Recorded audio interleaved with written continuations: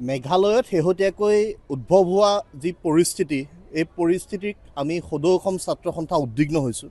আৰু এই গোটেই বিষয়টো সঘনাই সংঘটিত হ'বলৈ আৰম্ভ হৈছে। এই ঘটনা প্ৰথম নহয়, এই ঘটনা সঘনাই পুনৰাবৃত্তিয়ে দুয়োখন ৰাজ্যৰ মাজত থকা সমন্বয় ভাতৃত্ববোধৰ এনাজৰীডাল ক'ৰবাত দুৰ্বল কৰাৰ উপক্ৰম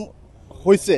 আৰু আমি তাৎক্ষণিকভাৱে অসম আৰু মেঘালয় চৰকাৰক এই বিষয়টো সন্দৰ্ভত ব্যৱস্থা গ্ৰহণ কৰিবৰ কাৰণে দাবী উত্থাপন কৰিছোঁ। তাৰ লগে লগে এনেকুৱা ধৰণৰ পৰিৱেশ পৰিস্থিতি উদ্ভৱ হোৱাৰ লগে লগে সেইসকল কোন যিসকলে দুৰ্বৃত্তৰ দৰে আচৰণ কৰে, মুখত ক'লা কাপোৰ বান্ধি বা আন ধৰণেৰে নিজৰ মুখ লুকুৱাই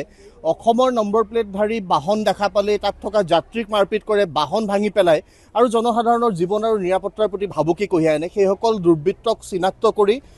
গ্ৰেপ্তাৰ কৰি তেওঁলোকক কঠোৰ শাস্তিৰ ব্যৱস্থা কৰিবৰ কাৰণে আমি চৰকাৰলৈ দাবী উত্থাপন কৰিছোঁ। এই ক্ষেত্ৰত অসমৰ মাননীয় মুখ্যমন্ত্ৰী মহোদয়ে তাৎক্ষণিকভাৱে হস্তক্ষেপ কৰি গোটেই বিষয়টো দুয়োখন চৰকাৰে যাতে আলোচনাৰ মজিয়াত গোটেই বিষয়টো সমাপ্ত কৰিব পাৰে আৰু আমি সদৌ অসম ছাত্ৰ সন্থায়ো এই সন্দৰ্ভত খাচী ছাত্ৰ সন্থাৰ লগত আলোচনাত মিলিত হ'ম। উত্তৰ পূৰ্বাঞ্চল ছাত্ৰ সংগঠন নেচুৱে গোটেই বিষয়টোৰ সন্দৰ্ভত আমি আলোচনাত মিলিত হ'ম আৰু আমাৰ এটা স্পষ্ট কথা যে এনেকুৱা ধৰণৰ ঘটনাই আমাৰ ৰাজ্যসমূহৰ মাজত থকা সমন্বয় সম্প্ৰীতি ক'ৰবাত বিনষ্ট কৰি পেলাব আৰু জনসাধাৰণ আশ্বস্ত হ'ব পৰাকৈ এই সন্দৰ্ভত চৰকাৰে ব্যৱস্থা গ্ৰহণ কৰিবই লাগিব। এনেকুৱা ধৰণৰ ঘটনা বাৰে বাৰে সংঘটিত হ'ব। অসমৰ মানুহক মেঘালয়ত মাৰপিট কৰিব, মেঘালয়ৰ মানুহক অসমত মাৰপিট কৰিব, এই কথা কেতিয়াও গ্ৰহণযোগ্য হ'ব নোৱাৰে আৰু আহিব লগা সময়ত এনেকুৱা পৰিস্থিতি যাতে পৰিৱেশ পুনৰ উদ্ভৱ হ'ব নোৱাৰে তেনেকুৱা এটা বাতাবৰণ সৃষ্টি কৰিবৰ কাৰণে চৰকাৰ দৃঢ় হ'ব লাগিব, কঠোৰ হ'ব লাগিব আৰু এই গোটেই বিষয়টো সন্দৰ্ভত অতি তাৎক্ষণিক ব্যৱস্থাপনাৰে সৈতে তেওঁলোকে কাম কাজ কৰিব লাগিব। সেই কাম কাজ কৰিবৰ কাৰণে আমি চৰকাৰলৈ আহ্বান জনাইছোঁ আৰু দুয়োখন ৰাজ্যৰ মাননীয় মুখ্যমন্ত্ৰীলৈ আমাৰ আহ্বান যে দুয়োখন ৰাজ্যই তাৎক্ষণিকভাৱে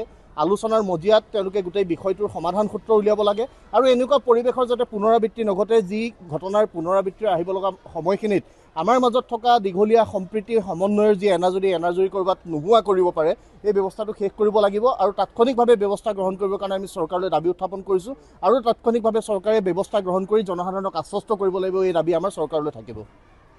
যিকোনো খবৰৰ বাবে যোগাযোগ কৰক